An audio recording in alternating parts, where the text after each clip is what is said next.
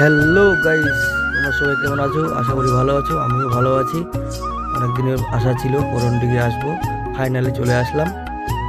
দেখতে দেখি একটা গাছ, কত সুন্দর ভিউ। ঢুকে দেখি চারদিকে বিশাল বড় পুকুর, দেখি চারদিকে সিঁড়ি সিঁড়ি। অসম ভিউ, অসম ভিউ বন্ধুরা, দেখে মনটা ভরে গেল একদম। কি সুন্দর ভিউ। ওই পাশে দেখি একটা সেলফি পয়েন্ট,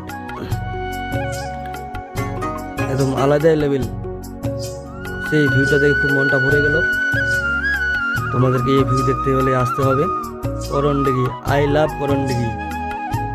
অনেক দিন আশা ছিল যে আসবো আসবো, ফাইনালি চলে আসলাম। কালিয়াগঞ্জ থেকে 60 কিলোমিটার রাস্তা অতিক্রম করে ফাইনালি চলে আসলাম করণডিঘি। আই লাভ করণডিঘি, একদম অসম ভিউ। আস্তে আস্তে এগিয়ে গেলাম সেলফি পয়েন্টের দিকে। দেখছি আরও অনেকে বন্ধুরা আছে, কেউ বার্থডে পার্টি করতে আসে, কেউ ঘুরতে আসছে। এখানে আরও অনেক ডেভেলপমেন্ট হবে, আরও অনেক কিছু কাজ বাকি আছে, আস্তে আস্তে করে হবে।